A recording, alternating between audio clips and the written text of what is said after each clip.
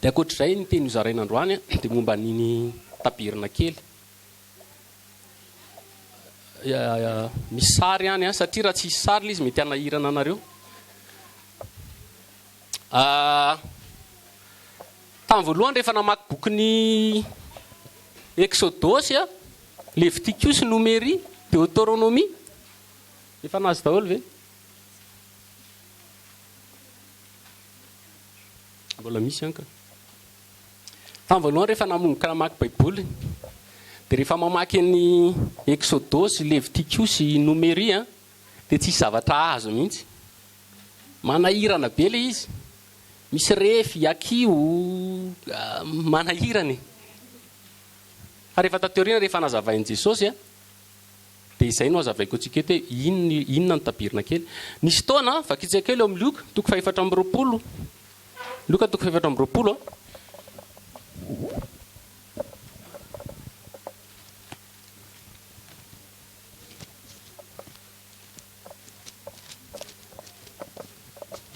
Luka toko 420 andiny 520.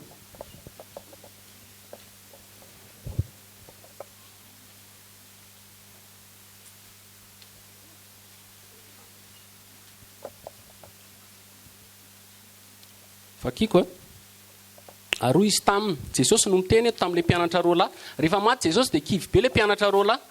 Dia lasa izy nandeha tany amin'ilay toerana hoe Emmaüs. Dia avy eo no nataony Jesosy teny an-dalana. Dia avy eo amin'izay Jesosy niteny an'ity teny ity tamin'ny mpianany hoe aroa izy taminy ry-adala sy votsasaina ka tsy mino izay rehetra nolazainy mpaminany.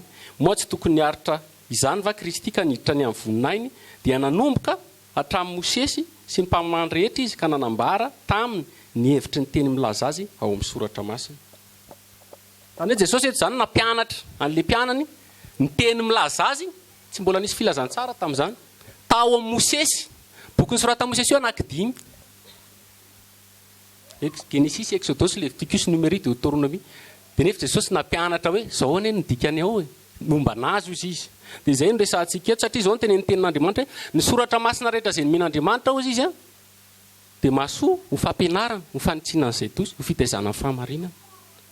Zany hoe Andriamanitra tsy manaonao foana zany hoe nanao tabirina kely dia fa misy dikany lehibe. Ary ny dikany dia Jesosy sy ianao. Dia izay no azavaiko eto. Voalohany indrindra, taiza nanaovana ny tabirina kely? Tany anefitra. Tsy tany Egypta. Tsisy tabirina kely natsangan'Andriamanitra tany Egypta. Taiza nan'Andriamanitra ny didy folo? Tany anefitra. Tany ateribohitra Sinay, fa tsy tany Egypta. Zany hoe fomba fiasan'Andriamanitra dia izao. Nalainy ny zanak'Israely nivoaka ny Egypta, dia rehefa afaka tsy voakeja-tsony, vao nomeny tabirina kely sy ny didy folo. Dia ahoana fomba tsika rehefa mitory?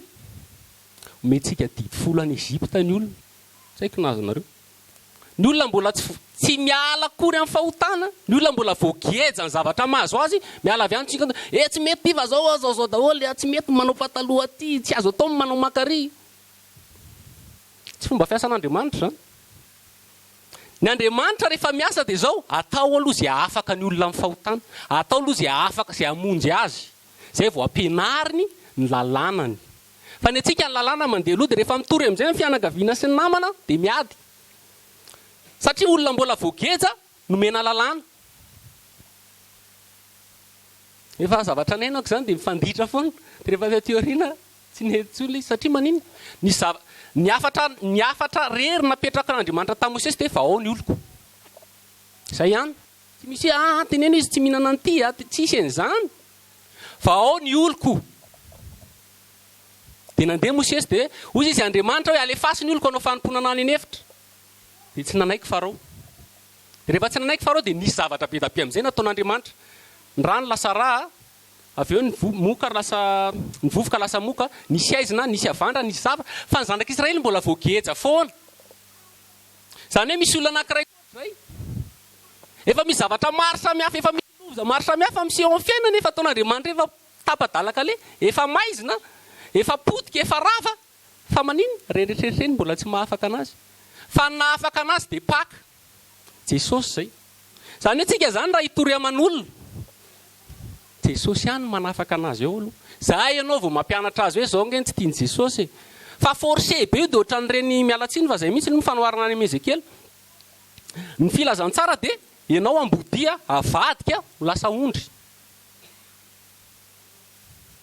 Zay ny miracle, lasa miovy ianao. Ka rehefa ondry amin'izay ianao dia tsy misy mihinana fa tsy vilona sisa. Moramora aminao mihinana vilona. Fa raha ny ambodia ny asianao mihinana vilona mandoa. Dia tsika rehefa mitory mbola ambodia mialatsiny fa zay misy ilay fanoharana asiantsika mihinana vilona. Any ka rehefa hivavaka amin'izay ilay olona dia tery be. Lasa obligation zany mivavaka zany. Lasa tsy tiany misy ray aman-dreny ohatra forcena fotsiny ilay izy tsy hoe ratsy akory fa nisy tantara zay ohatra zany. Izy dimy mianaka tsy tiany akory ilay mivavaka. Fa hoe mba manatsara endrika amin'ny fiarahamonina. Dia lasa amin'izay dia mbola vao mifamaly ao anatin'ny fiara fa vao miala amin'ny fiara tonga dia bradsoa. Dia ny ankizy ara zany tezitra satria manao zavatra satria ny fivavahana amin'Andriamanitra tsy tiany nofinao. Tsy tiany nofinao io mivavaka io. Tsy tiany nofinao io mamaky baiboly io.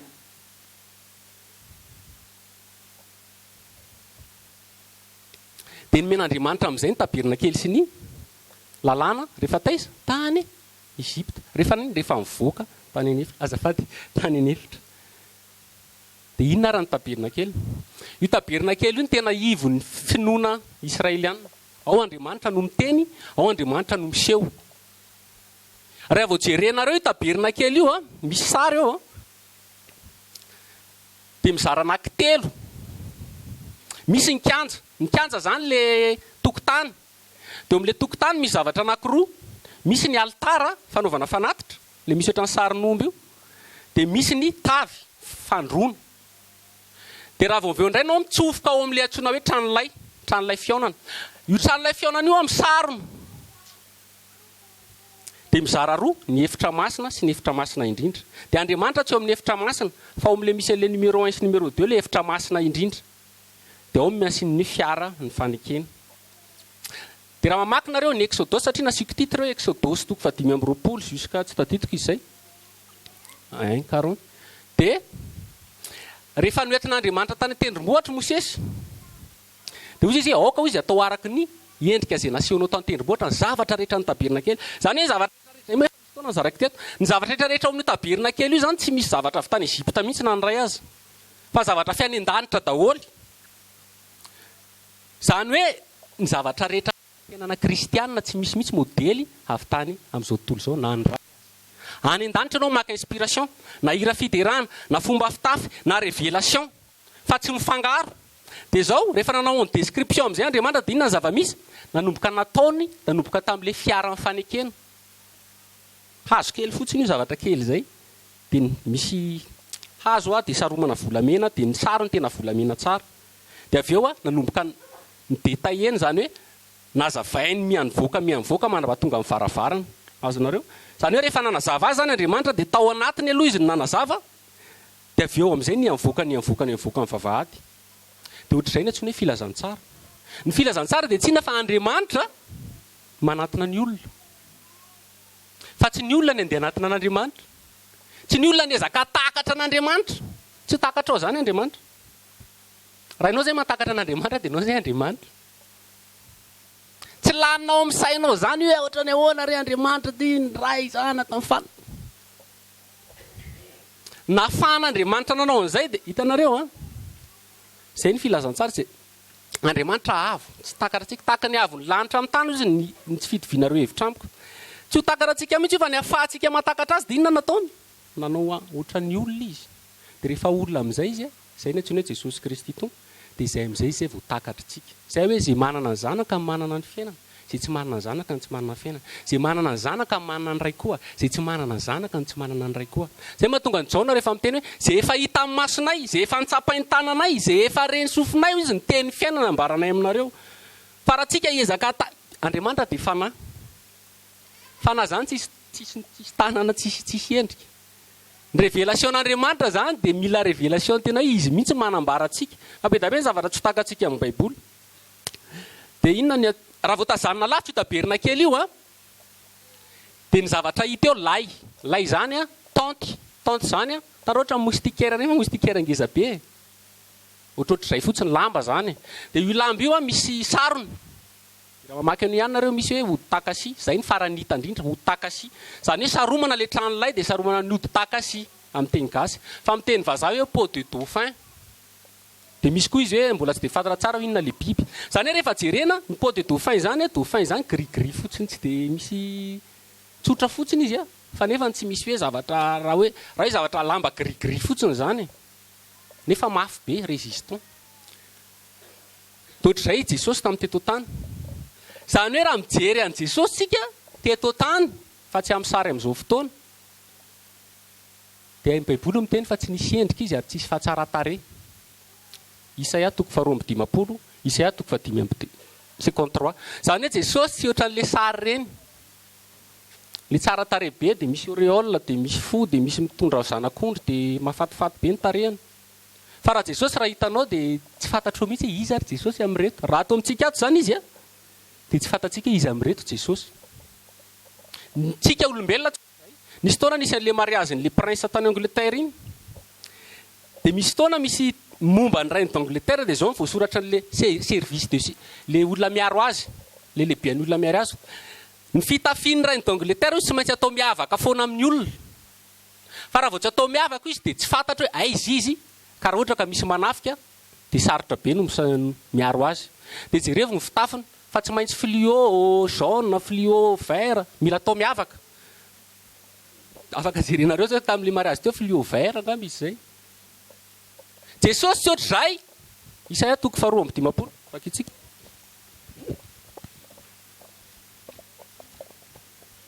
Isaia 2:20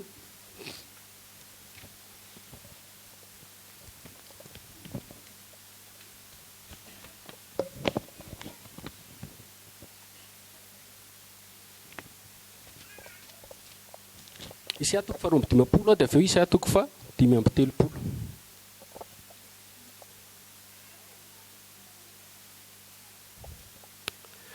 Isaia 2:20 andiny 4:12 no vakiko a Isaia 2:20 andiny 4:12 fa toy ny gagany maro anao a ny tarehany dia simba ohatran'ny tsy tarehin'olombelona akory ary ny endriny dia ohatran'ny tsy endrika ny zanak'olombelona momba ny Jesosy io a amin'ny voalohany aloha raha mamaky an'io nareo dia miamidina farany ambany Jesosy dia potika mihitsy zany izy raha tamin'ny azo fijaliana zany Jesosy dia potika tsy haiko nahitanareo le film le hoe Passion de Christ moa dia misy andreny hoe âme sensible tsy mahazo mijery satria grave be fa mbola tsisy dikany reny raha ny zavatra nanjohan Jesosy teo amin'ny azo fijaliana oka koa fantatsika zay koa mantsy madisy hevitra tsika mieritreritra hoe Jesosy teo amin'ny azo fijaliana dia ny romanina nikapoka azy teo dia natahotra nyle fohana dia natahotra satroka tsilo izy tsy zany ny baiboly tsy ny romanina namono azy teo fa Andriamanitra mihitsy no nikapoka azy teo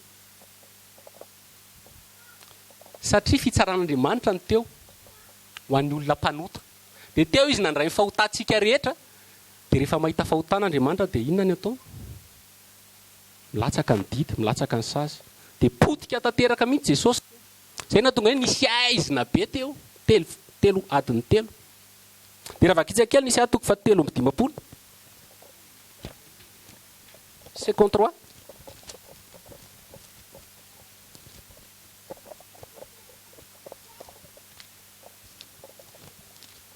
dia zao voasoratra andininy fa naniry teo anatrehan'ny takany zanakazo madinika izy sy takany solofokazo amin'ny tany karakaina tsy nanana endrika na fa tsara-tare izy ary raha nijery azy itsika dia tsy nisy atsara-tare aniritsika azy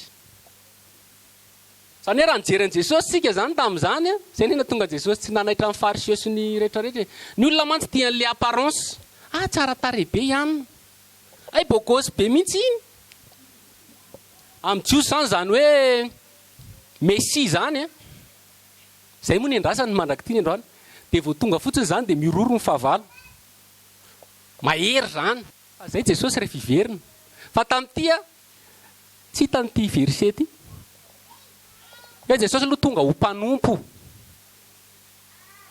zany hoe raha mijery an' Jesosy zany raha mitorina hoe mandeha eny an-tsena dia ohatran'ireny olona mihitseny reny tsy hoe misy garde-corps dia mamovaravara tsy ohatran'ny pastera amin'izao pastera amin'izao vao mijery azy ianao dia ry manao akanjo fotsy iny le pastera fa Jesosy tsy zay. Dia ny fanaony jiosy zay koa ny lalàn'Andriamanitra. Amin'ny efitra masina sy amin'ny efitra masina indrindra misy lamba zay fiantsonana azy hoe efitra lamba. Raha mamaky amin'io nareo tsy haiko numéro firy ngamba izy zay jerentsika kely. Numéro 3. Dia misy sary eo numéro 3. Misy efitra lamba Andriamanitra ao amin'ilay numéro 2 ao ny antsoina hoe fiara-ny fanekena, fiara-ny vavolombelona. Dia misy an'io efitra lamba io manasaraka amin'Andriamanitra sy ny efitra masina indrindra sy ny kianja. Matevina be io 12 cm. Zany hoe io zany raha tapahanao amin'ny tanana tsy vitanao manatapaka an'io. Tsy misy mahazo makao amin'io efitra masina indrindra mihitsy afa-tsy arona rery indrem-pandeha isan-taona. Ny olona rehetra tsy mahazo makany. Dia mosesy rery rehefa miresaka Andriamanitra. Zay rery nahazo faveur. Ny ankoatr'izay ny olona rehetra dia aria manodidina any tsy miditra ao mihitsy. Satria mbola miditra ao amin'ny efitra masina sy ny efitra masina indrindra koa tsy ny olona rehetra fa ny mpisorona rery. Dia zao nefa voasoratra rehefa hifindra ny toby rehefa hifindra zany ny zanak'Israely dia alainy Arona sy ny mpisorony io efitra masina io efitra lamba io. Ataoko hoe ato zany ny efitra masina dia ato ny efitra masina dia ato ny efitra masina indrindra. Dia misy an'io lamba be matevina be io. Dia lamba io ny lokony io misy mena, volomparasy, fotsy. Dia misy kérubim. Io rery misy kérubim. Kérubim zany chérubin zany anjely. Dia tadidinareo tamin'ny tantarany Adama sy Eva rehefa nanoto Adama sy Eva dia nisy kérubim nanao epée hoe tsy mahazo manatona ny hazonainy. Satria tsy vao nanota fotsiny tsika dia tsy manana akse tsony any an-danitra. Eo zany tsika dia efa mahita hoe misy fisarahana amin'Andriamanitra sy ny olona rehetra. Ary matevina be io. Zay mahatonga Jesosy miteny hoe ny elikareo efitra ho izy mampisaraka aminareo ka dia tsy meno misy efitra foana zany. Dia rehefa andeha hifindra amin'izay ny tabirina kely dia alainy Arona ny efitra lamba iny dia saromany aloha tsy mijery an'io mihitsy saromany amin'iny efitra lamba iny ny fiara-ny fanekena zay misy an'Andriamanitra. Dia avy eo saromany an'ilay pôdy dauphin teo ihany dia bataina amin'izay. Dia rehefa mijery an'iny zany nareo dia ohatran'ny misy olona milanja zavatra tsotsotra fotsiny. Dia zao ny tenen'ny Hebreo dikan'iny efitra lamba iny izy dia nofon'i Jesosy. Hebreo 10 fakitsika kely zay.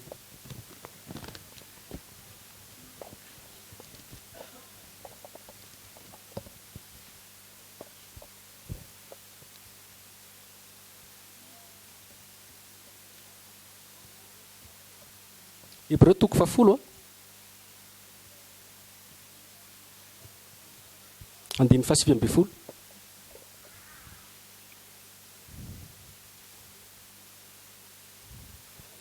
Koa amin'izany rahalahy satria manana fahatokiana hiditra ao amin'ny fitoerana masina isika noho ny ran'i Jesosy amin'izay lalana natokana ho antsika dia lalana vaovao sady velona namaky ny efitra lamba dia ny nofony. Zany hoe tamin'i Jesosy teto tany zany le pôdy dauphin le tsotra be ny ao anatiny zany Andriamanitra. Saiko nazonareo tsara. Ka rehefa maty amin'izay Jesosy teo amin'ny fijaliana potika ny nofony nitrihatra inona nitrihatra ny efitra lamba. Dia izay amin'izay vao mahazo mahita sy manatona an'Andriamanitra ny olona rehetra. Sanareo tsara ilay izy. Ahoana ary ny atao rehefa andeha hiditra ao amin'Andriamanitra ny olona rehefa andeha hangataka famelan-keloka. Dia izay no ataontsika. Fa ny zavatra nataon'ny Israely tamin'izany dia ohatra nasy anao io mihitsy amin'izao ankehitriny izao. Zao voasoratry ny ten'Andriamanitra amin'ny Romana 7 sy 9. Ny lalàna ozy izy dia amin'ny fanahy fa tsy amin'ny nofo. Zany antsika raha te hafantatra ny voalaza ato anatin'ny Leviticus sy ny tariny ireny amin'ny fanahy fa tsy amin'ny nofo. Dia izay no ampianarina antsika eto hoe ahoana ny ataon'ny zanak'Israely rehefa te hanatona an'Andriamanitra izy inona ny zava-misy. Zao ny zava-misy. Raha mijery ny sary eo ambany eo tsika ohatran'izao ilay paoziny raha jerena avy any ambony. Dia misy hoe atsinanana eo amin'ny vavahady hitanareo. Misy hoe atsinanana amin'ny vavahady. Zany hoe ny fitodiany io manao ohatran'izao. Ohatran'izao. Dia eto ny vavahady dia makany. Misy dikan'izay Andriamanitra tsy manao foana. Dia ny foko rehetrarehetra tsy mahazo manakaikikaiky an'io mihitsy ireny hoe Efraima, Benjamina fa any lavidavitra. Fa ny manakaiky an'io dia ireo le hoe Arona, Mosiesy, Merary, Gersona, Keata. Hitanareo ilay manodidina ny tranolay. Ireo ny Levita. ny levita dia tsy inona fa tovy-rà amin'ny Mosesy sy Arona. Reo ihany koa no mahazo manao fanompoana. Tsy misy mihitsy zany ianao hoe manasedy andeha hanao fanompoana, maty ianao satria izay ny voasoratra. Zany ianao raha hiroso amin'ny fanompoana, ianao ve aloha efa raha ohatra Mosesy sy Arona, zany hoe mitovy rà amin'ny Jesosy, ny rà dia aina. Zany efa nampidirinao ve ilay tena fiainana dia Jesosy, zany hoe ianao efa converti. Zay ny levita, zay ny mpisorona. Tadiofantsika ho izy Petera dia natao fanjakam-pisorona. Amin'ny Apokalipsy izy mbola miteny izay, tsika ho izy dia nataon'Andriamanitra ho mpisorona. Zany hoe tsika tsy ohatran'ny vahoaka, le tsy misy hidirany amin'Andriamanitra mihitsy. Reo vahoaka reo zao fotsiny tazana lavitra. Fantany any ao Andriamanitra, inona zany tsy isy fantany. Fa mijery lavitra fotsiny, avy be zany fefy zany, fotsifotsy. Fa tsy isy fifandraisana amin'Andriamanitra. Beta be ny kristianina ohatr' zany. Tonga izy, petraka, mijery spectacle. Fa tsy isy fifandraisana amin'Andriamanitra. Fa raha resaka hoe description dia fantany tsara, ohatr'izao indray iny, zay mila manao an'izao, zao fantany daholo ny adidy, fantany daholo ny zavatra rehetrarehetra. Fa ny fifandraisana amin'Andriamanitra tsy izy. Misy karazany olona anankitelo zany tamin'ny zanak'Israely, dia ny vahoaka rehetra, dia ny levita, dia ny mpisorona. Ireo miamasina foana. Levita nalain'Andriamanitra tamin'ny vahoaka dia namasinina. Dia avy eo indray ny mpisorona nalaina tamin'ny levita dia namasinina. Dia mpisorona be nalaina tamin'ny mpisorona dia namasinina. Dia izay mahatonga ny asan'ny apôstôly Apokalipsy miteny hoe izay masina aoka hiamasina foana izy. Zany ianao zany miamasina foana koa dia miamanakaiky an'Andriamanitra foana koa. Tsy mijanona ho vahoaka, tsy mijanona levita koa. Mpisorona.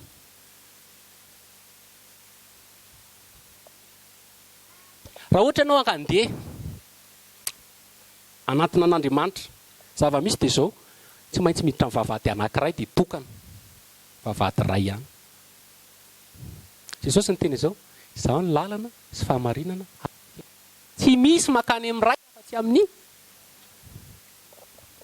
Tsy mahome, tsy mari, tsy papa, tsy pretra, tsy petera, na afaka mandeha mantondra no makany amin'ny ray fa amin'ny lalako. Dia ny anaran'ireo mahagaga mihitsy. Io vavahady hoe vavahady fidirana io lalana. Dia io amin'ilay efitra lamba amin'ny tany hoe varavaran'ny tranolay numéro 8 fiantsoany jiosy an'io fahamarinana, dia ilay efitra lamba fiainana. Jesosy zany rehefa miteny hoe izao ny lalana sy fahamarinana ary fiainana, io no tia mitenena. Ianareo ve tia andeha ho akaren'ny fiaran'ny fanekena? Tsy maintsy aty amiko ianao vao mahita an'Andriamanitra iray. Rehefa andeha hiditra ao ianao tsy maintsy ianao mitondra ondry. Tsisy mandeha miditra ao zany ka tsy hitondra ondry. Dia rehefa mandeha satria mitodika metsinanana ohatr'izao ilay izy, eto ny vavahady dia mandeha makany. Dia voalohany indrindra ianao miambony masoandro. Masoandro tsy nanana tsy inona. Zany ianao raha vao andeha hiditra ao any amin'Andriamanitra tsy maintsy miambony masoandro. Inona moa ny masoandro? Fahazavana izy, fahazavany tany, zava-boary. Zay mahatonga ny finoana musulman fanohatra an'izay. Ny azy indray manatrika amin'ny masoandro. Ny en'ireny taoista andreny misy fotoana manatrika amin'ny masoandro. Satria ny olona mivavaka amin'ny masoandro. Ny olona zany mendrandra asa tanan'Andriamanitra ho famonjenao azy. Ianao koa mety ohatr'izay. Mendrandra olona izay fahazavana eto amin'ity zao tontolo izao ity. Ny zavatra rehetra izay eritreretinao ho vahaolana eto tany, na fahaizana, na diplôma, na rehare, na fahalalana olona, ny zava-boary rehetrarehetra ho ambony ohatra amin'ny masoandro mila janonao io rehefa andeha hitodika ianao any amin'Andriamanitra. Dia miditra amin'ny vavahady anankiray. Dia malalaka be vavahady io amin'ny voalohany, 10 metatra largeurany. Satria manino? Maro no atsoina fa vitsy no vidiana. Amin'ny antso zany, eo zany mbola appel eo eo mbola tsy izy ho an'ny olona rehetra na ny vahiny ara mahazo makeo.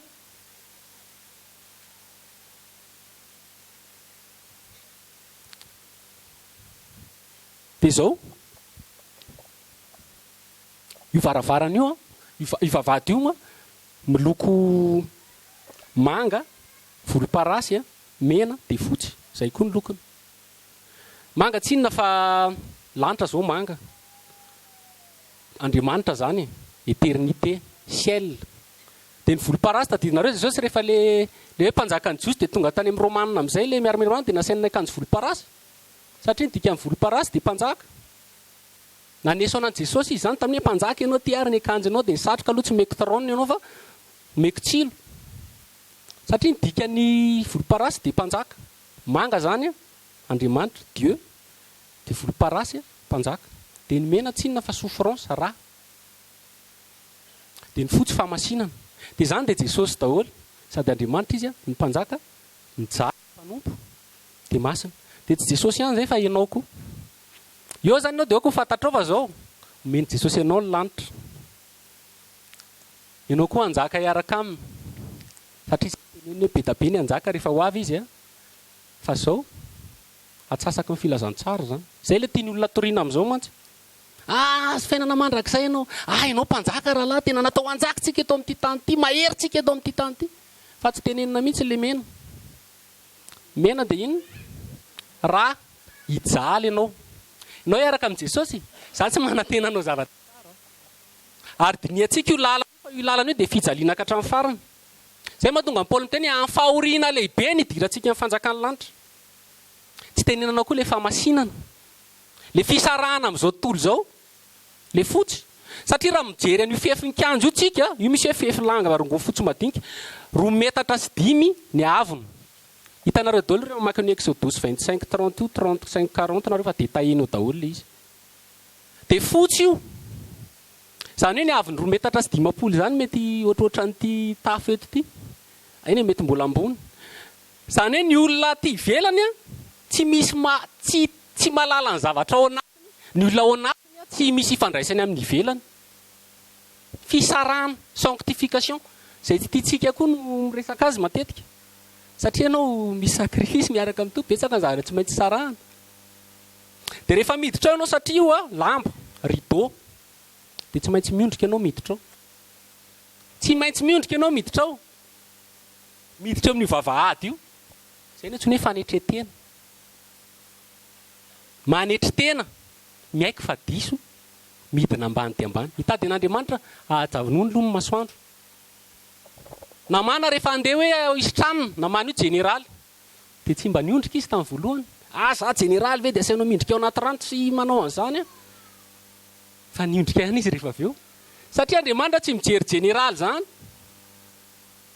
tsisy jeneraly any an-danitra any miala tsiny ohatra zany koa Zakaiosy hainareo Zakaiosy izy dia mpamory hetra na anakarena be sy mpanjoaty be fa zao fo izy zany efa tenin'Andriamanitra izy ange kely fa atsika olombelona tsy manaiky atao kely zany za mila ambony kokoa zany dia hianika azo hitady amin'i Jesosy ianao dia mianika azo zany hoe Jesosy indray manao ohatran'izao ianao indray manao ohatr'izao tsy zany ny Baiboly amin'ny Baiboly dia Andriamanitra izy any an-danitra manao zay tiany atao miondrika mijery ny zanak'olombelona rehetra zany ianao rehefa hitady an'Andriamanitra mila midina ambany azo mila midina eny ambony azo zay mahatonga ny Jesosy ny teny Zakaiosy ry Zakaiosy midina faingany ianao fa tsy maintsy an-trano an-tranonao fa raha tsy nidina tsy hoe Zakaiosy tsy niditra tany an-tranony tany Jesosy dia ianao rehefa andeha hiditra amin'ilay vavahady Jesosy io vavahady io rehefa nisy nitory taminao eo amin'izay ne misy ady eo anatinao eo amin'io vavahady io zany ny tena misy ny décision ary ny sasany amintsika mbola eo amin'ny vavahady androso ave sa hemitra sa mbola mandinika sa mbola hiverina ao amin'ny vahoaka mbola mitazan-davitra dia eo misy ady tadidiko mihitsy satria tamin'izaho nandray ny Jesosy tompo sy mpamonjy nisy ady be tato amiko ato satria ny dikany hoe miaiky fa diso zany tsy tia ny nofinao ny olombelona manamary tena foana na dia misy zavatra efa mitombona mipetraka tsara hoe diso ianao misy fanazavana foana io tsy maintsy misy fahazavana foana io ary zavatra tsy magaky zany fa tsy voatandroany ka Adama sy Eva ny ohatra zany haitsika le tantara tsy manaiky mihitsy teneniny Adama dia tsy zava le vehivavy ange mifaota ianao ihany Jesosy nanao ny vehivavy iny fa raha tsisy an'ina lama be niaraka tamin'ny biby fiompy maro samihafa metoetroatr'izay ny eritreriny dia nitenena indray efa iny ty ataonao ty tsy zava le mena rana ange ny tena ohatr'izay dia ohatr'izay tsika zany manamary tena foana ka rehefa ianao fotsiny miaiky hoe diso zay fotsiny andrasan'i Jesosy aminao dia izay ianao le midina ambany manetry tena dia le mitomany. Dia tsy izay na tsony hoe fiainana kristianina tsy eo ihany. Misy olona resanao ianao hoe voafonjy satria nanina ka satria izany nitsangana fa nisy pastera nitory dia nandrain'i Jesosy tompo sy mpamonjy aho tamin'ny 2 taona. Tsy izany ny filazantsara. Ny filazantsara tsy fanapa-kevitra anao tao anatin'ny 5 minitra. Ny filazantsara tsy hoe eo dia izay vavahady izany. Jesosy midira amin'ny vavahady ety. Ary tsy izay ihany. Fa raha izay izy vita izany ny famonjena. Fa ahoana izy? Tery ny lalana makany amin'ny fiainana ka vitsy ny mahita azy. Izany hoe tsy vavahady rery io ka mijanona amin'ny vavahady ianao. Hoe za efa nandrain'i Jesosy tompo sy mpamonjy. Fa misy lalanao lalana zany mandeha mandroso. Dia maninona ny lalana? Tery. Vitsy izy ny mahita azy. Eo amin'ilay antsy eo zany be da be. Eo amin'ny vavahady. Jodasy natsona. Tadidinareo Jesosy. Matitoko 10 ngamby izay ny antson'ny mpiana. Jodasy koa natsona. Izany hoe Jesosy miantso ny olona rehetra na ny fahavalony ary. Ny famonjena dia ho an'olona rehetra. Fa ny mahita ny tena famonjena sy tonga ka hatramin'ny farany dia izay fidiana. Tsy eo amin'ny vavahady ny tanjona. Eo amin'ny vavahady izany ianao ohatra hoe izao mivaravarana, izao mivavahady. Vavahady izany mampisaraka toerana anankiroa. Ny anatiny sy ny ivelany. Dia raha ianao izany mijanona amin'ny vavahady dia manino? Matazana zavatra anankiroa. Misabaka, mifangaroaro. Dia izay ny kristianina ny ankamaroany. Mifangaroaro be. Mélange. Raha mbola hainao izay ny mélange. Mayonnaise. Dia eo mivavahady ianao izay. Ny fiainana kristianina dia mandroso. Midira amin'ny lalina. Rehefa niantso amin'ny petenaka izy izay sinona ny tenen'i Jesosy. Midira amin'ny lalina hozy izy dia azo ianao. Fa be da be ny kristianina mijanona mitazan-davitra eo amin'ny vavahady eo fotsiny tsy miditra lalina dia tsy mahazo ininona mihitsy. Tsy mahazo ten'Andriamanitra. Tsy mahazo zava. Tsisy ininona fatany momba an'i Jesosy satria manino? Ka ianao ary aty amin'ny surface fotsiny. Ohatra ny hoe mitazana ranomasina ianao dia mangamanga fotsiny dia faly be na tsara be izany ranomasina izany. Fa ny olona manao plongée sous-marine mahita tsara ny zavatra ao anatiny eo. Farao tsy tian'io miditra amin'ny lalina io. Rehefa nitory Mosesy dia nisy loza maro nalefa an'Andriamanitra. Dia nomboka tonga sainy Farao dia hozy izy Farao miantso Mosesy hoe zao iza sisa dolika ianareo ny andeha hanompo an'Andriamanitra hozy izy. Dia hoe zay zao izy andeha hanompo fa tsy maintsy any nefitra izay manompo. Izy amin'izay Farao miantso ny Mosesy hoe aza mandeha lavitra loatra hozy izy. Ianareo ilay olona tsy dia hiditra lalina be amin'ny fanarana Jesosy. Aza mandeha lavitra loatra hozy izy. Exodosy nge 7.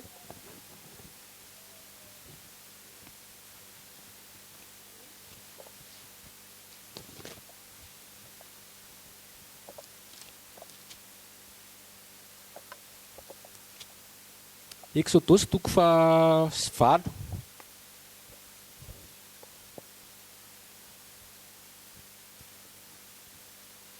Andiny 420. Efa nisy loza fahefatra nikapoka ny Ezipsianina, nikapohan'Andriamanitra ny Ezipsianina. Dia niova hevitra Farao aloha alefaka reto olona reto fa ilay olo resahako Mosesy. Dia rehefa andresahana amin'izay Mosesy dia izao no tenen'ny Farao. Exodosy 7 andiny 420. Ary hoy Farao, izao dia andefa anareo ihany mba hamono zavatra atao fanatitra ho an'i Jehovahandriamanitra reo any nefitra. Fa ny any ataoko aza mandeha lavitra loatra ianareo dia mangatao aho. Izany hoe aza miditra lalina amin'ny fivavahana io. Aza miroso lalina be amin'io tsy hatokana ho antsika io fa ho an'ny motera, ho an'ny pastera. Misy ohatr'izany ho lasa dala amin'io ianao. Za efa nahazo teny ohatr'izany. Hoe raha vao miditra lalina dia ohatr'izay. Fa tsy Jesosy izany. Jesosy ianao mila miditra lalina mihitsy. Mila tena manana fifandraisana lalina mihitsy fa tsy mitazana fotsiny. Dia rehefa avy eo amin'ny manaraka indray dia nanontanian'ny Farao indray ny zanak'Israely, i Mosesy hoe iza moa nareo ny andeha? Dia hoe ny olon-dehibe ny antitra ny tanora. Dia izy indray Farao aleo nareo olon-dehibe ny mandeha fa ny ankizy madinika hajanona. Izany hoe aza manao en plein temps angambana izay filaza azy. Hoe aza tena ao daholo fa mba dino ihany ny fiainana andavanandro, mba ny atsasany mivavaka ihany fa ny atsasany mba mandinika ny fiainana isan'andro. Farao koa izany. Be da be ny kristianina ohatr'izany.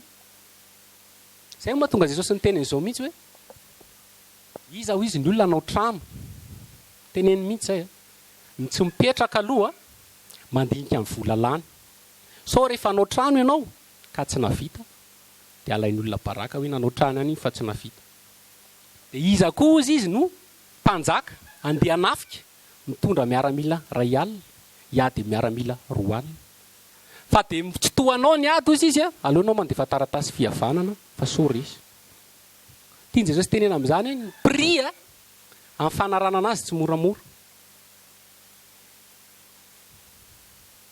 ny fanarana an' Jesosy zany tsy mora dia nio tsara eritrereto tsara fa ato anaty baiboly ato mafy ny nahazo ny Mosesy mafy nahazo ny Paoly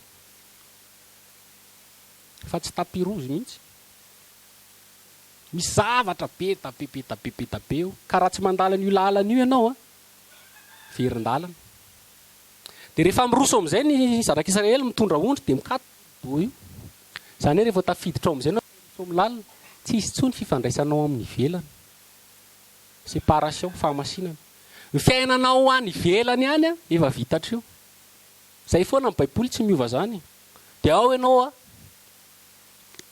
fantoka tsara ao amin'ny tompo amin'izay ianao dia tsy mahazo miverin-dalana zay le mikatona ny rideau tadidinareo le magy tamiteraka Jesosy dia tonga magy anankitelo dia nandeha nakany amin'ny Herôdy dia avy eo nahitany Jesosy dia rehefa naiky verina izy verina tamin'ny lalana nandehanana dia nitoroan'Andriamanitra hevitra izy tamin'ny nofina amin'ny alina dia lalakafa no niverenany nody zay ny kristiana zany rehefa mandeha an' Jesosy tsy hisy miverin-dalana zany hoe ny lalana taloha ihany mbola iverenana tsy miexiste zany tamin'ny Salomona nanao ny tempoly tena magaga nasiany varavarana hafa ny miditra dia varavarana hafa no mivoaka satria tsy mahazo mihitsy ianao miverina zany hoe vao nandrain'i Jesosy tompo sy mpamonjy dia mandeha kely dia avy eo ianao miverin-dalana potika any ianao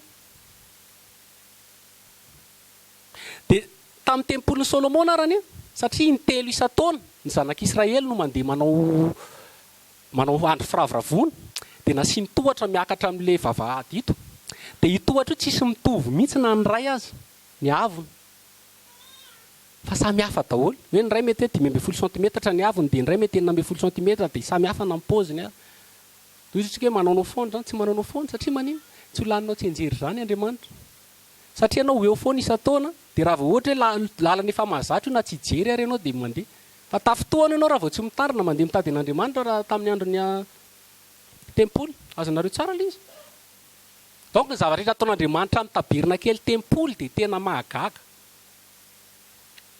dia raha vao miditra ao amin'izay tsika dia misy an'io hoe alitara varahana fanatitra Exodosy 7 manazava an'io Exodosy 7 koa manazava an'io tonga dia io ny hitanao voalohany alitara varahana fanatitra dia ny zavatra rehetra eo amin'ny kianjo io tsy misy mihitsy volamena fa varahana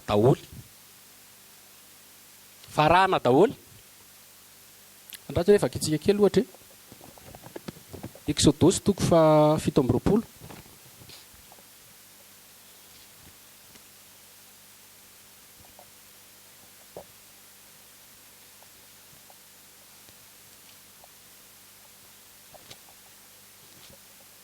Exodosy 7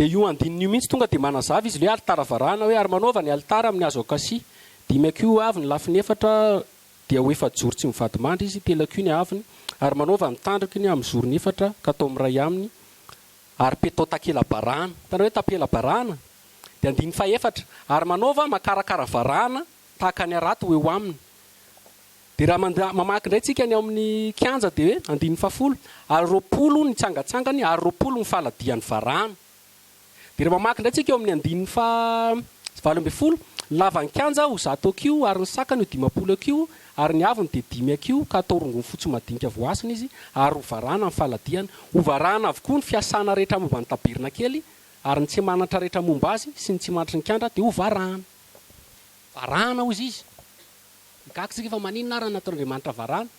Ianareo ny jirama kabla ny jirama. Varana. Satria maninona varana? Varana mazaka mafana be. Mazaka afo be. Tsy mety tsy mety simba. Ka matoy ataon'Andriamanitra varana dia misy afo mantsy le alitara dorana. Dikan'izay misy fitsarana. Afo. Zay natony hoe afo be, elo. Vokatry ny fitsaran'Andriamanitra ny nisy ny elo. Dia aoka ho fantatsika vao tonga ao amikantsika zany vao hiditra amin'ny Jesosy dia misy foana an'izay hoe jugement. Fitsarana.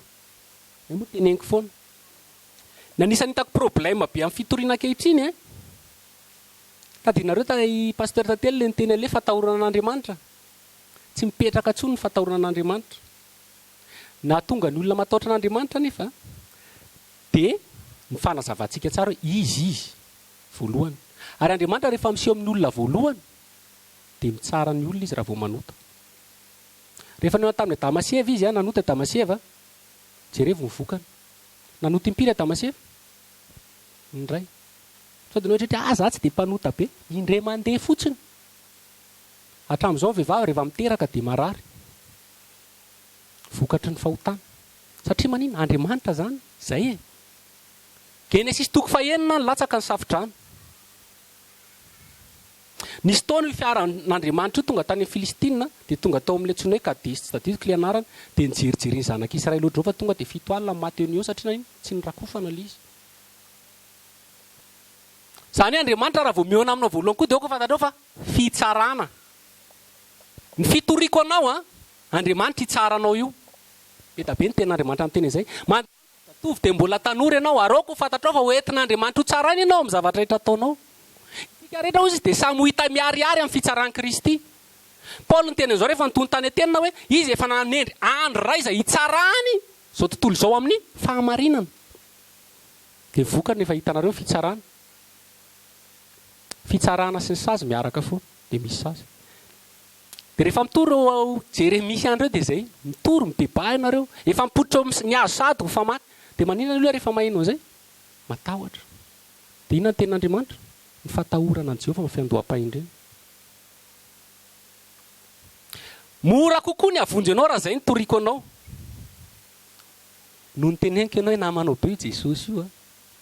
Tiany io be ianao fa tsy io tsy manao mena moa le vazaly amin'ny teny izany hoe na dia malay mosy tsy haiko tsara ilay izy e. Le ohatrany hoe tsy mikasika nalalitra raha tena tsy marary mihitsy. Tsy mavita mikapoka anao zany io Andriamanitra io fa tianao be. Tsy baiboly zany.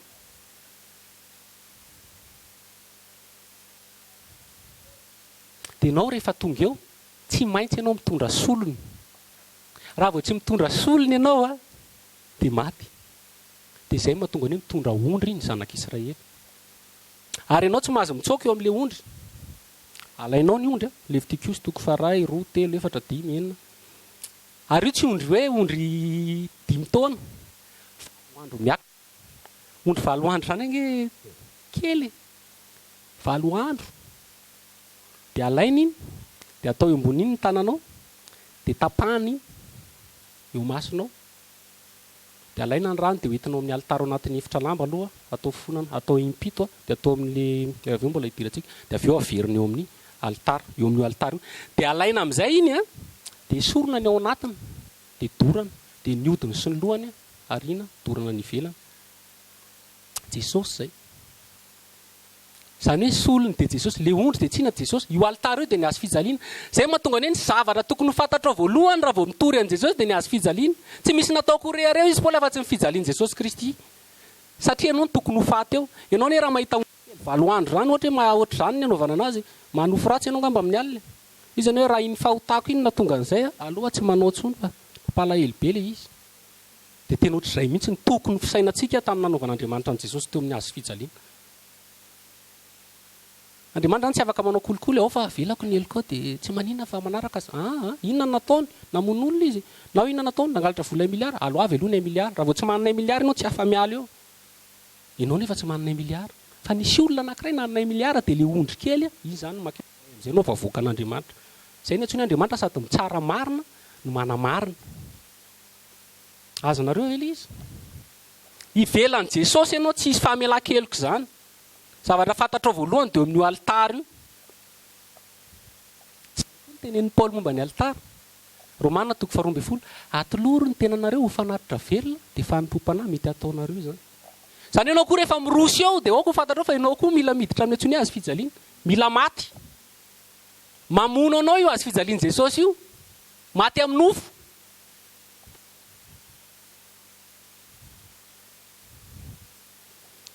Dia izay ilay vakitsika kely ange Levitikos 4.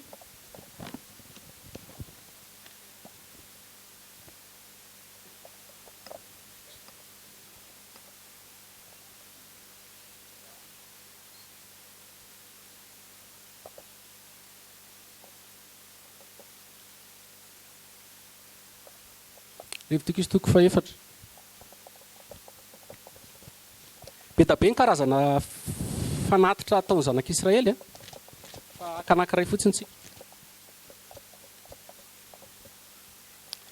Dia ohatra hoe raha fanatitra atao amin'ny oto dia ity izao omby favakiako 4 ary hitondra ny vahatrombola eo amin'ny varavaran'ny traon'ilay Levitikos 4:4 ary hitondra ny vatotrombola eo anolohan'ny varavaran'ny tranon'ilay feonana izy eo anatrehan'i Jehovah ary ametraka ny tanany amin'ny lohan'ny vatotrombola izy ka hamono azy eo anatrehan'i Jehovah ary angala mpisorona voaositra ny rano vatotrombola ka hoentiny eo amin'ny tranon'ilay feonana ary misorona noboka amin'ny fanondriny amin'ny rà ka afafiny mipito eo anatrehan'i Jehovah ao amin'ny efitry ny lamba eo amin'ny fitoerana masina. Le efitra lamba ilay niteneniko anareo leo anatiny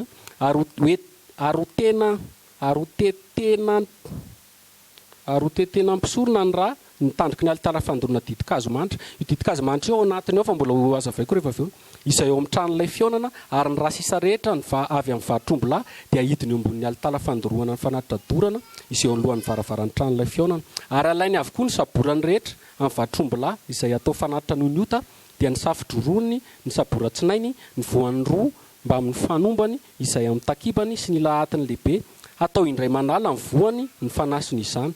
Dia andin'ny 12 fa ny hoditry ny vatotrombola sy ny henany rehetra mba amin'ny lohany sy ny tongony ary ny taovany sy ny tainy roroany dia ny tenany vatotrombola rehetra no avoaka avy ny ivelan'ny toby ho any fitoerana madio fanariana lavenina ary andoro azy amin'ny kitay eo amin'ny afo izy eo no amin'ny fanariana lavenina no andorona azy. Zany hoe zay le fanatitra. Zany hoe ny alaina amin'ilay izy zavatra ao anaty tsabora zany tamin'ny andro taloha na amin'izao ary misy vidiny anaovana savony anaovana jiro le matavy le tena sarobidiny ary tsy nisy mihitsy teo natao dorana eo le zavatra sarobidy daholo amin'ny biby ny atiny ny anatiny zany le tena fa ny odiny le teneniko anareo tsy miditra eo fa atao ny ivelana. Dia raha fa miteny zany tena Andriamanitra atororo ny tenanareo fanatitra velona dia ko fantatrao fa le tena le amin'ny ainao mihitsy le zavatra tianao be taloha. Iny kasihan'Andriamanitra anao ahafantarany ianao na maty koa ianao na tsy maty fa tsy hoditra zany zavatra ty ivelana. Matetika mantsika rehefa andeha hivavaka inona ny akanjo ao hoditra zany. Jesosy tsy mila hoditra zany fa eny ivelana ozy izy zany fa tsy atao fanatitra. Nefa rehefa tonga ny fety reny Paka Noely any amin'ny resaka fihetsika ivelany daholo mamaky ny olona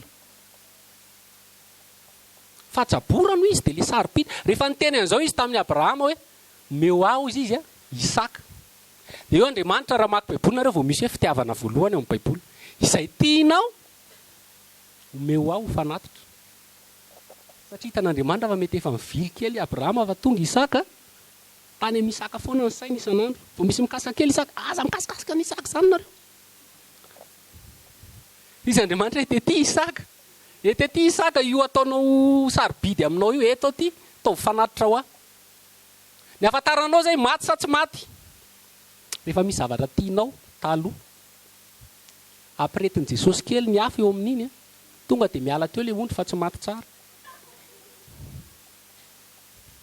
Be da tsy maty miditra eo amin'ny altara io mbola tsy voaégorge tsara. Aoko fantatsika fa Jesosy hamono antsika tsy hoe hamono ina akory fa hamono ny nofo hamono filana zavatra tianao taloha io rehefa amin'ny Jesosy ianao tsy maintsy miala io ka tsy mifanaraka amin'ny sitrapony. Kikisana kely ny fiara raha fiara ny tena hitanao sarobidy misy manakiky kely iny raha vao mitrotry ianao zay oka ny tômôbila tsy maty ianao zay.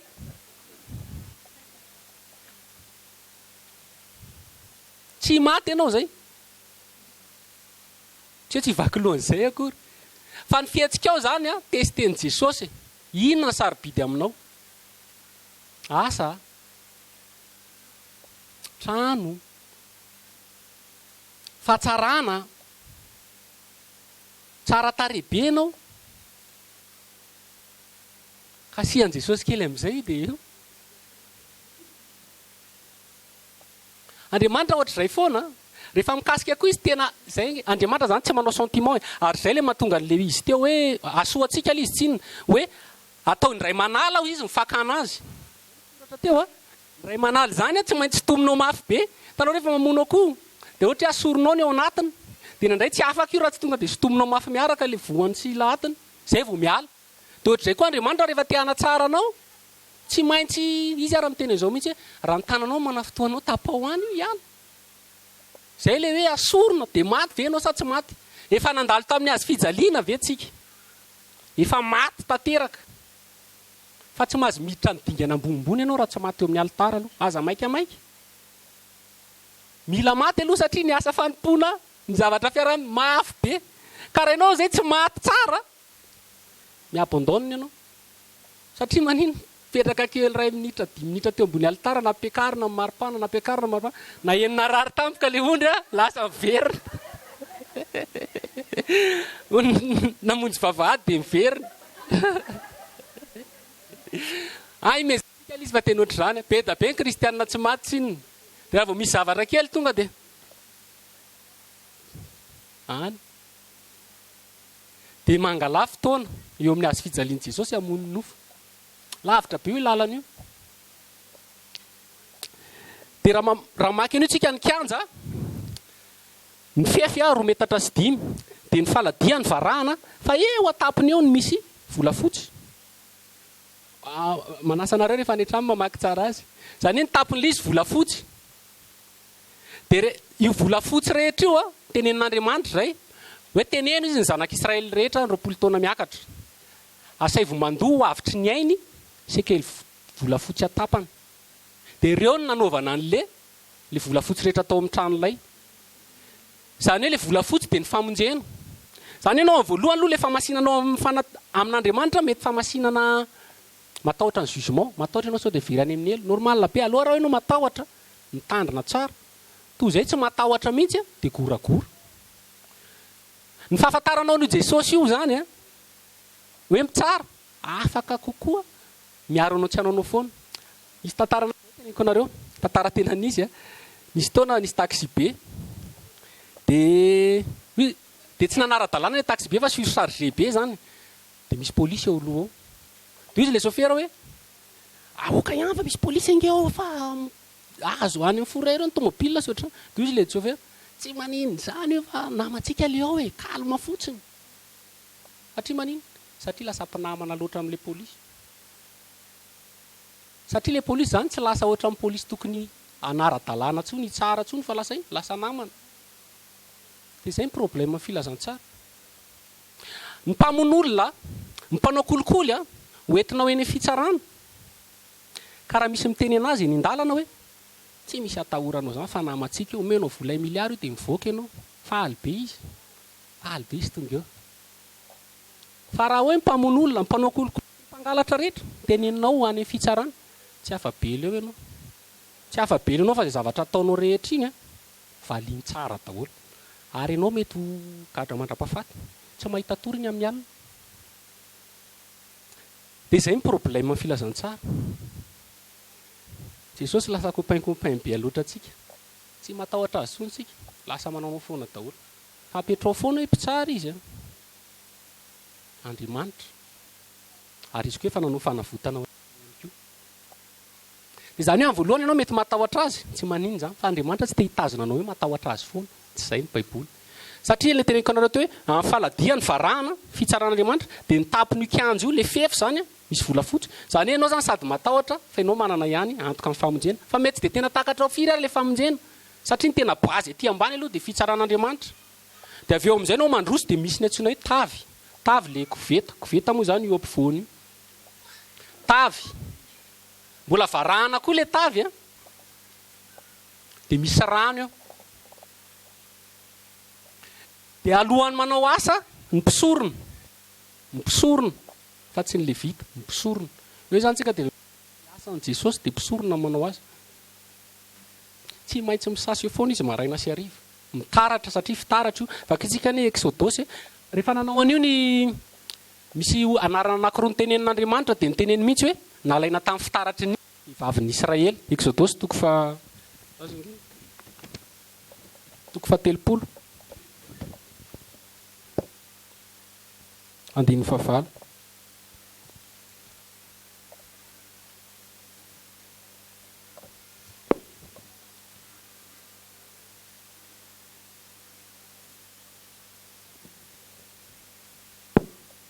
fakiko ary ny tavy varahana sy ny faladian'ny varahana dia nataony tamin'ny fitaratra ny vehivavy izay nanompo teo amin'ny alohan'ny varavaran-tran'ilay fiaonana. Dia vakiko Exodosy 30 Exodosy 30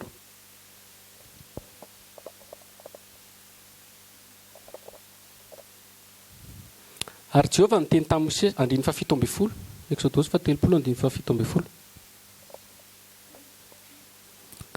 ary Jehovah niteny tamin'ny Mosesy ka nanao hoe manaova tavy varahana anasana ary aoka ho varahana koa ny faladiany ary apetao eo anilalelan'ny tranon'ilay fiaonana sy ny altara izy ka asio rano eo anatiny ary eo no anasany arona sy ny zanany tongony aman-tanany ary raha miditra amin'ny tranon'ilay fiaonana izy dia hisasa amin'ny rano mba tsy hahafaty azy ary raha manakaiky ny altara no fanompoam-pivavahana izy mba handoro ny fanatitra tao amin'ny afo an'i Jehovah dia hanasany tongony aman-tanana izy mba tsy hahafaty azy ary ho lalàna mandrakizay aminy sy ny zanany izany hatramin'ny taranaka faramandimby. Tavy varahana izy dia natao tamin'ny fitaratra. Tamin'izany ny fitaratra angamba mety tsy dia nisy fa pensendry zareo be le varahana zany kikisa natao manify be dia amin'iny vehivavy no mitaratra. Izy ny ten'Andriamanitra natao tamin'iny le izy. Zany ianao zany rehefa voalaza teo mihitsy raha ohatra ianao ka andeha hanao asa fanompoana satria ny asa tena misy ny asa fanompoana dia tsy eto ivelany fa ao anatin'ny tranon'ilay fiaonana dia tsy maintsy ianao misasa. Ny rano moa inona fa efa tenentsika foana hoe tenin'Andriamanitra. Tamin'izany izy nitaratra tamin'le izy fa amin'ny rano satria ianao raha mijery rano ange dia ohatran'ny fitaratra iny. Dia ny Baiboly koa miteny rano ny tenin'ny rano. Ianao zany tsy maintsy mamaky tenin'Andriamanitra ianao raha iroso amin'ny fanompoana. Tsy maintsy misasa. Ary tsy ndray andro tsy roa andro fa isan'andro isan'andro satria isa maraina sy isan-kariva ny manao fanatitra sy manao fanompoana zanak'Israely. Tsy maintsy zany ianao mila an'ity Baiboly ity atsika izao. Te hiroso ve ianao hitory, te hiroso ve ianao hizary, te hiroso ve ianao hanao asa fanompoana. Mila ianao mivavaka, mila ianao misasa amin'ny rano. Satria manina rehefa mamaky Baiboly izay ianao dia fantatrao ny zavatra tsy mety. Ao daholo miteny toetra ratsinao rehetrarehetra. Manitsy ianao. Tsy ianao koa no mitaratra olona. Misy ny sasany mitaratra olona fa tsy nitaratra ny tenany. Paoly niteny izao mihitsy hoe dinio ny tenanareo izy. Na mitoetra nareo na tsy mitoetra. Ao anao izy moa ny anesoranao sombokazo ny mason'ny namanao. Sombokazo zany zavatra kely eto. Nefa ny andry poto eo amin'ny tarehanao tsy hitanao akory. Asora aloha izy ny andry. Endry Jesosy ny anao zany ataon'i Jesosy ngeza be. Fa ny olona teneninao io zany ataon'i Jesosy kely. Asora aloha ny andrinao iny ngeza be rehefa ianao manala ny andry tsy izy dika aminao manala vovoka sy ny tariny. Mila misasa. Ary mbola varahana koa le izy. Ny zavatra rehetrarehetra eo teneniko anareo hoe varahana daholo zany mafana daholo zavatra maritrafy daholo zay mahatonga hoe rehefa nandrain'i Jesosy ianao mirosoroso amin'ny lalina. Tsy alefan'i Jesosy any an-tany-kanana anatin'ny ray andro zany ianao tsy Baiboly zany. Mandalo efitra ianao 7 taona. Jesosy rehefa natao batisa dia avy eo naka izy. Nakany any efitra. Ary any amin'ny efitra ianao tena misy révélation. Kristianina tsy mandalo efitra zany mbola tsy vita sedra. Rehefa nisy taona John Apokalipsy toko 17 noentin'ny fananaka any anefitra izy dia tany anefitra amin'izay izy nahita an'ilay vehivavy janga. Zany hoe tany anefitra zany nahafantarany John an'ilay izy ilay vehivavy janga. Tany zany nisy révélation. Eo zany vanim-potoana ny efitra zany io le tavy dia le hazo fijalianan'i Jesosy. Ny efitra tsy tia ny nofinao. Nofinao zany mila misotro rano ny efitra te hisakafo. Désert tsisy an'izany. Tsisy désert misy zava-maitso zany. Fa ny zavatra anankiray ny désert dia masoandro. Any amin'izay masoandro ohatra ny amin'ny 12 foana. Manomboka amin'ny 5 maraina mandrapatonga ny amin'ny 9 arivo. any Jesosy aniny hevitra misy révélation be aminazy ianao zay le izy mandalo any hevitra aloha dia aza maimaiky hiditra ao amin'ny tranon'ilay fionana fa nisy any abus sy adabo ao maty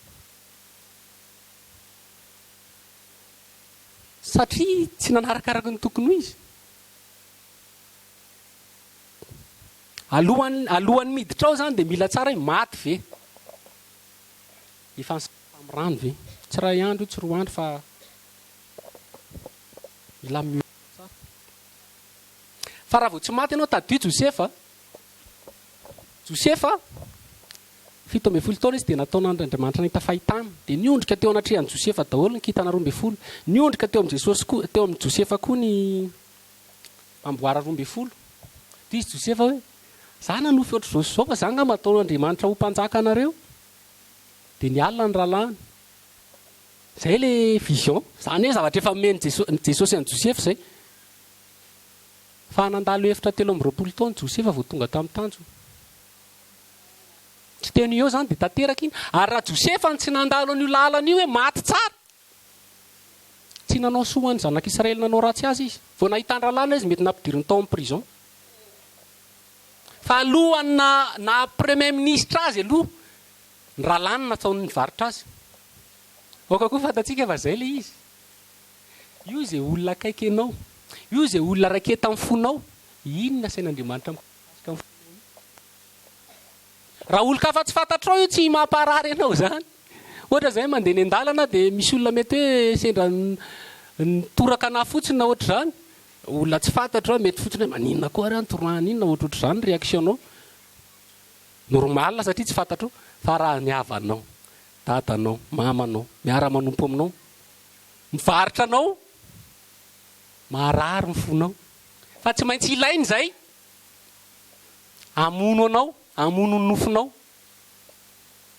rehefa tonga amin'izay ny avy tany iny rehefa tonga amin'izay ny rahalany Josefa dia jerefa nanao kalaindro zareo vao soratra zay avy io izy rehefa le maty ny dadany satria maniny efa maty raha vao tsy maty zany tsy mahavita ohatr' zany ary io ny problème mampanompon'Andriamanitra amin'izao io tsy maty io samy be ampi-po nefa fandefierana fotsiny amin'ny zavatra anankiray dia tokony miravina fa samy tsisy mandefitra dia pof satria tsy maty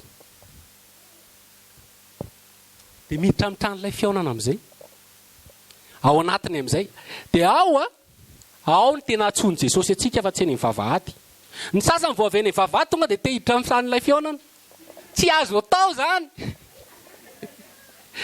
tsy azo atao mila aloha mandalo altara mila aloha mandalo tavy zay ianao vao miditra ao fa ao tsy misangisangy ao raha mandinika an'io zavatra anakitelony ao dia inona ny ao fanaovan-jiro amin'ny lafiny atsimo ny altara fandoroana didikazomanitra io ny tena manatrika atsy amin'ny fiara-mifanekena hitanareo ao zay misy numéro sy ny latabatra mofo aseho tsy mahita seza ao tsika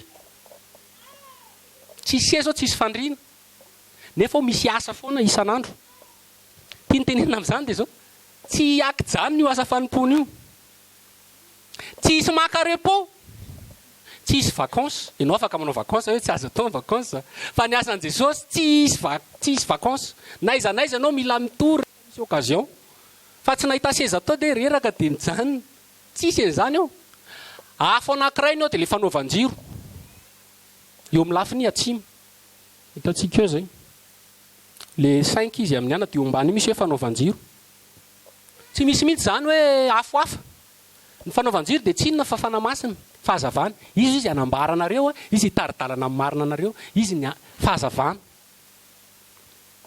dia ny plasin'io fanaovan-jiro io manatrika an'le mofo aseho raha maty fotsiny zany io afo io tsy zavatra mandeha amin'ny laoniny ao amin'ny efitra masina ny important dia fanamasina rehefa anao zavatra ianao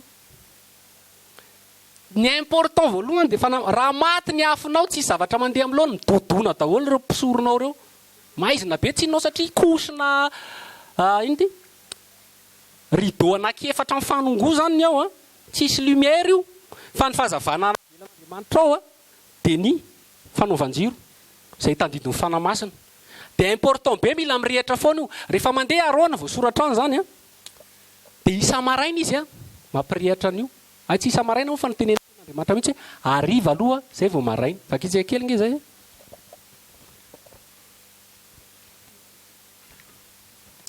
Exodus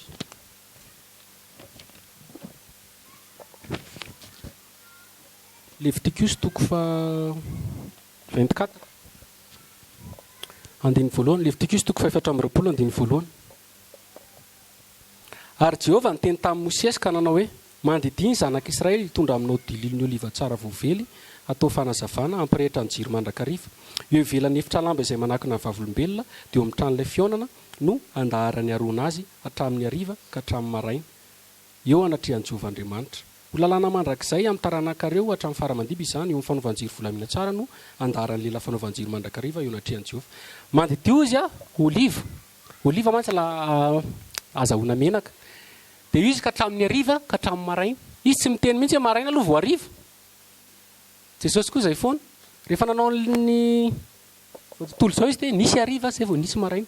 Zany ianao zany tsy mahazo manao maraina zay vao hariva. Zany hoe mazava ianao dia maizina.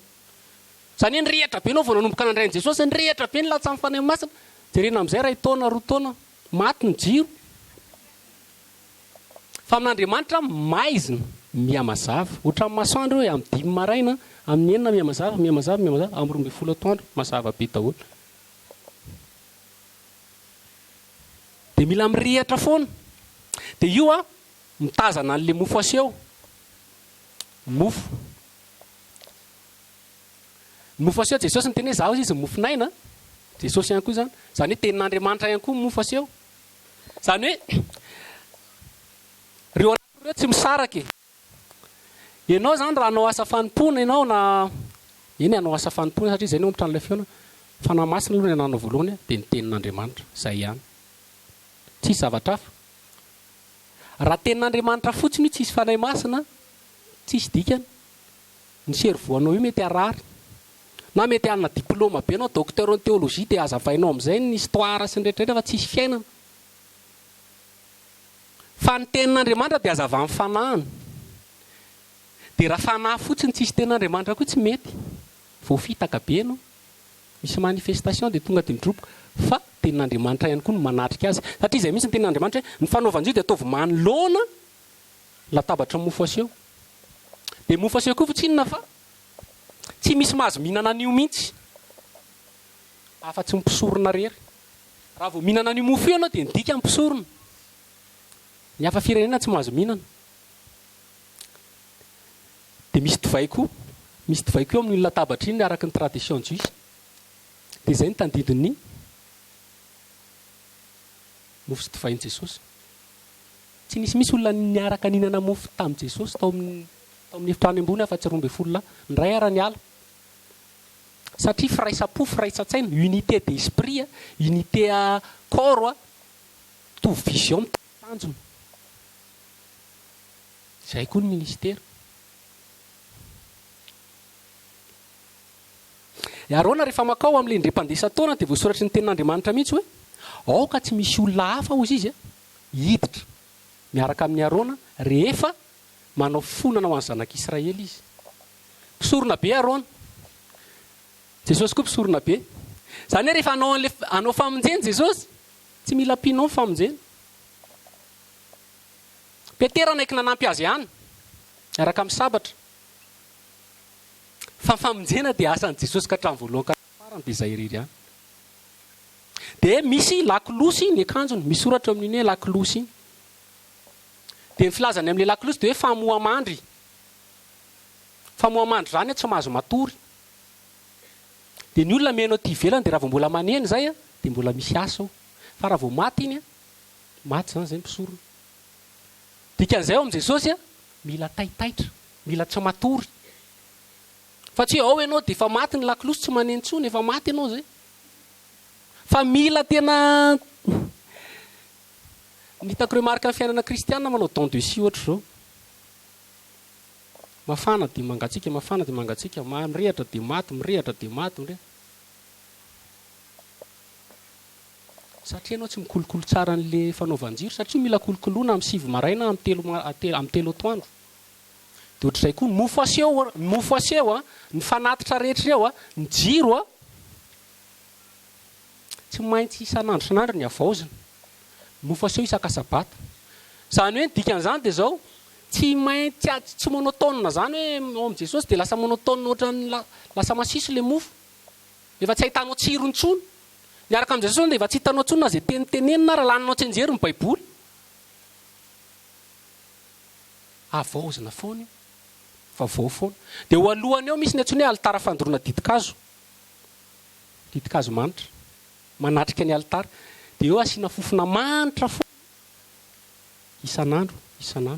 Dia izay ny antsoina hoe fiderana. Any zany zay vao misy fiderana. Satria amin'ny apokalipsisy dia manazava an'izay hoe alitara didikazo manitra hoe sy mivavaky ny olona masina. Zany hoe vao manomboka ianao kory dia anao fiderana. Sady fiderana antsika sy fiderana an'izao tontolo izao samy hafa. Fiderana an'izao tontolo izao a Andriamanitra eto ambony, fa ny olona koa eto ambony. Samy ambony ireo, samy te hafana ny dera ny olona te hafana irairay na indraindray ny lasa star. Fa fideran'Andriamanitra tsy izay, Andriamanitra ambony a, ianao midina ambany. Midrika ambany, miakohaka, ary koa mbola ampirehetana amin'ny afo izay vao misy fofona. Fa raha tsisy afo tsisy fofona. Zany hoe mbola misy afo koa zany na dia efa any amin'ny lalina be any aza.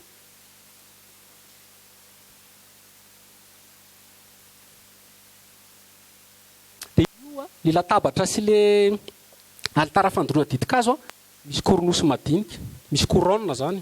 Any zany zay vao misy ny antsoina hoe mametraka tsara an' Jesosy amin'ny toerany. Dia ny bazin'le tabirina kely a volafotsy. Any zany ianao manana antoka tsara ny fiainana mandrakizay. Any ianao tsy matahotra zany hoe ho very, tsisy varahana intsony antsiny.